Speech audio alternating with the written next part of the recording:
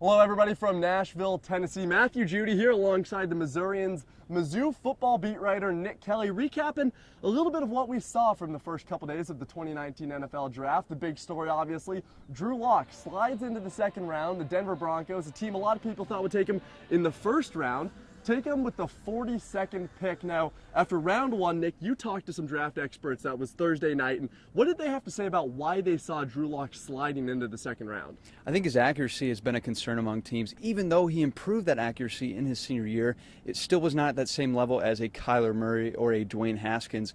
And that was something that John Elway, the Broncos GM, mentioned in the post-draft press conference. Some issues with his accuracy are maybe hampering his talent a little bit because he's got a lot of talent. It's just a matter of getting that accuracy handled, which Elway said can come through technique and just working on getting a sense of that rhythm. He definitely does have a lot of talent. I'm glad you mentioned John Elway. Let's go to the Broncos. They have a presumptuous day one starter in Joe Flacco, who they just traded for from the Baltimore Ravens. He is a Super Bowl champion, 34-year-old veteran, we assume, and John Elway also said in his press conference that it is his job right now. Where do you see Drew Lock fitting in with these quarterbacks? I think it's a great fit for him. Being a second-round pick is a lot different than being a first-round pick.